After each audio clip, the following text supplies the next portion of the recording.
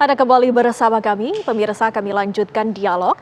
Dan Mas Kennedy, ini bagaimana pantauan ataupun data yang sudah diperoleh khususnya untuk Jawa Timur? Bagaimana pengamatan Anda dari hasil yang saat ini sementara diperoleh dari penghitungan hasil cepat?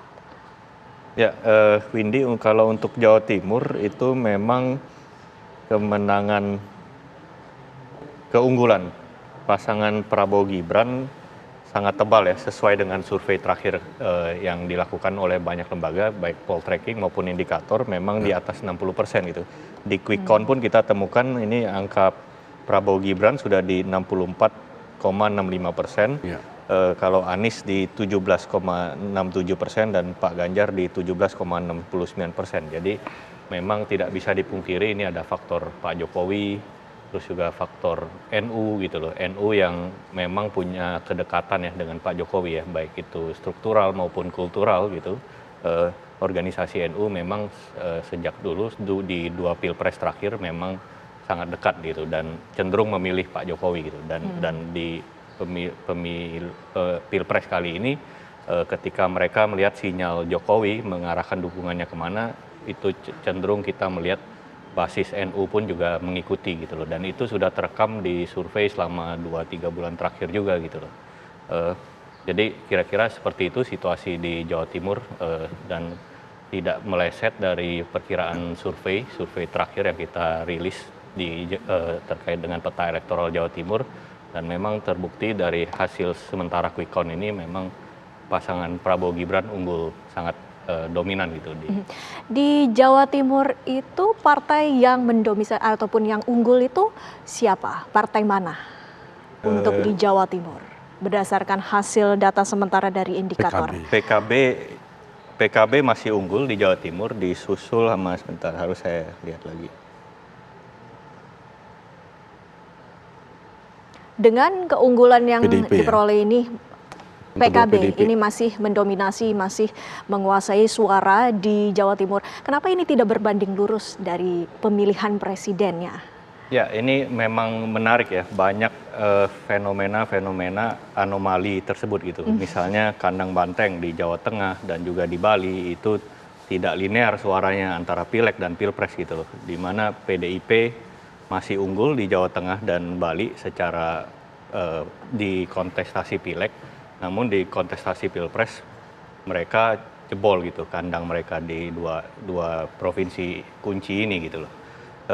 Begitu juga di Jawa Timur kita lihat kan yang kuat PKB dan PDIP, tapi yang unggul secara pilpres. Jadi kalau saya bisa ambil sedikit analisa, ini logika elektoral pemilih ini sepertinya berbeda ketika mereka ingin menentukan capres pilihan mereka dengan pilihan partai mereka, dan ini bisa kita teliti lebih jauh dari hasil exit poll gitu loh. Alasan memilih partai dan juga alasan memilih calon itu memang dua hal yang berbeda, meskipun ujung-ujungnya ada kesamaan dalam hal candidate centric gitu loh. Pemilih kita itu memilih berdasarkan kesukaan terhadap calon, baik itu calon presiden maupun calon legislatif, caleg yang mereka itu. Jadi faktor figur sebagai magnet elektoral masih mendominasi gitu loh. Tapi karena figur capres dan kadang figur caleg itu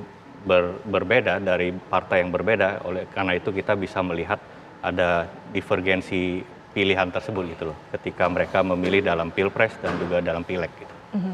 Mas Hanta, mungkin publik banyak yang tidak mengetahui sebenarnya bagaimana lembaga-lembaga survei ini bisa mendapatkan angka yang saat ini sudah diterima dalam penghitungan cepat. Ya, proses kita melakukan, bedain ya, survei itu proses metodologinya kita mewawancarai. Tapi maupun survei, exit poll maupun quick count, itu prosesnya sampling, mengambil sampel. Yang proses samplingnya itu ujungnya ada validasi sampel yang sama dengan populasi. Jadi kalau sampelnya dilakukan, proses pengambilan sampelnya itu sangat disiplin, sesuai dengan metodologi, maka demografi profil sampelnya ini sama dengan populasi. Jadi kalau dicek misalnya 3.000 TPS atau 3.000 responden. 3.000 responden ini kalau dicek agamanya, kemudian dari sisi etnis, dari sisi pendidikan, dari sisi segi pendapatan itu dibandingkan dengan data BPS populasi itu sama. Nah itu menunjukkan seperti kita ngambil ini sampel darah, kita mencicipi makanan, itu kan kita ngambil sampel dan yang sedikit ini merepresentasikan populasi, itu poinnya. Nah kalau survei itu dilakukan sebelum pemilu, karena itu akurasinya ya bisa akurat, tapi kan ada rentang waktu. Biasanya karena itu survei kan misalnya kita akhir Januari, pilpresnya 14 Februari. Ada rentang 2-3 minggu yang tidak terukur oleh survei. Dan itu orang belum tentu datang ke TPS. Kalau exit poll itu orang yang sudah datang ke TPS lebih akurat daripada survei. Jadi exit itu keluar, poll itu polling ketika orang keluar dari TPS, kita tanya dengan randomisasinya itu interval waktu. Misalnya setiap setengah jam, laki-laki, perempuan, seterusnya metodologinya. Kemudian kita tanya dan mereka menyampaikan ini perilaku pemilih yang bisa direkam. Nah, beda dengan itu masih opini, tapi lebih kuat karena dia dari keluar dari TPS dan sudah datang. Nah, kalau ini yang ingin saya jawab, kalau quick count itu melakukan tabulasi yang didata dikirim oleh imunerator kita, para petugas lapangan itu datang, mereka mencatat C1 plano. Di sana memang sudah ditantangani oleh KPPS mengirim. Dan 3.000 TPS misalnya, sama ya, poll tracking dan indikator di 3.000 TPS. TPS ini representatif, sesuai proporsinya. Kalau di Aceh proporsinya sekian, sama dengan misalnya Jawa Barat, itu 17% penduduknya. Proporsi TPS-nya dari keseluruhan nasional 17%. Nah, ditarik di sana juga. Dan proses randomnya sangat ketat dilakukan sampai ke level TPS-nya. Nah, TPS ini representatif, sama semuanya.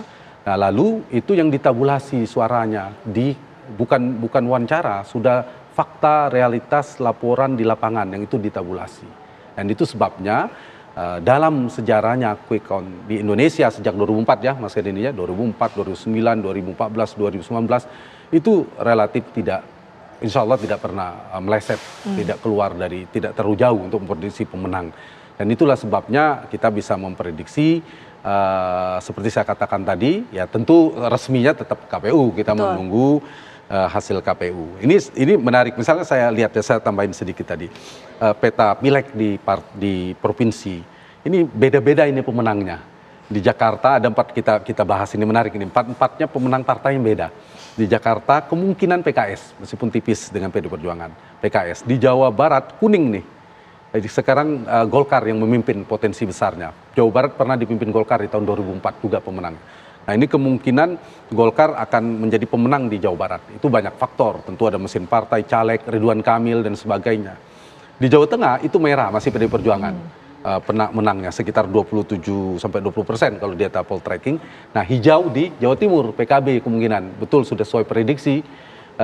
Kami merilis seminggu sebelum Pilpres itu memprediksi 60% paslon 2 dapat dan pemenangnya PKB. Dan memang pemilih PKB ini tadi saya nyambung, ada fenomena split ticket voting. Split ticket voting ini ada unsimetris, tidak simetrisnya antara pilihan ke partai dengan ke paslon yang atau capres yang dia pilih. Misalnya PKB, harusnya kalau linear kan dia memilih unlinear, dia memilih pasangan 01. Tapi yang terjadi ketika kita cross step datanya, 40 sekian persen memilih 01, tapi juga 40 sekian persen memilih ke 02. Artinya orang NU yang terafiliasi NU banyak di Jawa Timur itu partainya tetap PKB mayoritas, tapi pilpresnya memilih Prabowo Gibran. Jadi ada menarik memang kalau Jawa Timur tadi faktor-faktor NU, ada dinamika pemilihnya beda. PD Perjuangan masih cukup kuat di Jawa Timur. Yang kedua diprediksi setelah PKB. Nah itu dinamikanya. Kalau Jawa Timur peta konstelasi atau peta profil kekuatan politiknya masih PKB dan PD Perjuangan. Sama seperti sekarang. PD Perjuangan baru Gerindra dan sebagainya. Itu gambaran pilegnya. Kalau pilpresnya dominan ini jadi basisnya 02. Penyumbang pemenang terbesarnya ada di Jawa Timur. Kalau di Jawa Tengah, ini masih PD Perjuangan sendiri, melambung 27%, Mas Ganjarnya 33%, memang agak mirip. Tapi ini membuktikan ada dua raksasa politik elektoral di Jawa Tengah yang berpisah, terbelah memang. Satu Jokowi, yang satu Megawati dan PD Perjuangannya. Dulu di Pilpres kan hampir 67% perolehan perolehan Jokowi Ma'ruf Amin. Itu karena bergabung dua kekuatan besar ini. Nah, hari ini di 2004 mereka berpisah dan terlihat bahwa di Pilpres kekuatan Jokowi lebih kuat ya ternyata daripada PD Perjuangan. Terbukti perolehan paslon 2 53%, diprediksi di atas 50, Ganjar sekitar 30-33%. Tetapi untuk partainya PD Perjuangan tetap tidak bisa terkalahkan di sana, masih 27 meskipun di bawah perolehan Pilpres Pileg di 5 tahun yang lalu. Dan Jawa Barat itu memang berganti. Tidak ada istilah kandangnya siapa. Pemenangnya Jawa Barat itu berganti. Kalau Jawa Timur memang PKB dan PD Perjuangan, kalau Jawa Tengah adalah kandang banteng. Itu kira-kira petanya. Tapi untuk Pilpres, ketiga provinsi ini dimenangkan oleh paslon 2. Ini kolaborasi kekuatan Jokowi yang menggeser pemilih Ganjar ke sebagian besar eksodus bedol desa lah. Besar-besaran bergeser terus ke Prabowo Gibran. Dan faktor basis Pak Prabowo, di mana Prabowo masih punya kerja politik tadi, strategi untuk mempertahankan basis-basisnya, terutama di Jawa Barat plus Banten. Mas Kadedi, melihat banyaknya anomali, ini kita berbicara mengenai anomali di beberapa wilayah-wilayah, apakah ini ada pengaruhnya juga? Karena sebelum-sebelumnya ini sepertinya jarang sekali terjadi. Apakah ini ada pengaruhnya juga dari pemilik suara atau pemberian suara dari pemilih muda? Ya, kalau kita lihat dari data survei maupun sampai terakhir di exit poll, memang kalau kita klasifikasi berdasarkan generasi atau usia, memang tidak bisa dipungkiri ada pengaruh dari pemilih muda itu sangat dominan ke Pak Prabowo gitu, pasangan Prabowo Gibran gitu. Jadi baik itu Gen Z maupun milenial itu sangat dominan, di atas 50% memilih ke paslon nomor 2, sedangkan kita tahu sendiri pemilih di bawah usia 40 tahun itu dari data KPU mencapai 53% dari total jumlah pemilih di Pilpres maupun Pileg kali ini gitu. Tapi menyambung itu terkait dengan efek dari pemilih muda, kalau kita lihat dari hasil data exit poll juga ditemukan hal menarik. Tadinya sebelum Pilpres digelar, saya sempat menyaksikan kalau misalnya turnout rate di kalangan anak muda akan lebih rendah daripada nasional karena pengalaman di 2019.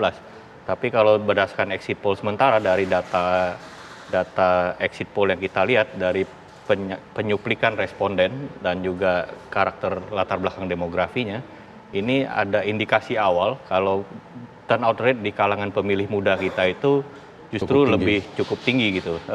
Kalau tidak seimbang, mungkin lebih tinggi daripada pemilih di atas usia 40 tahun gitu loh. Jadi itu hal yang menarik yang perlu kita nanti kita lihat gitu, buktikan lagi dari data-data yang masuk gitu. Baik, Mas Kadedi, nanti kita lanjutkan dialog Mas Hanta Yuda juga pemirsa, kami masih akan kembali selepas jeda pariwara berikut ini.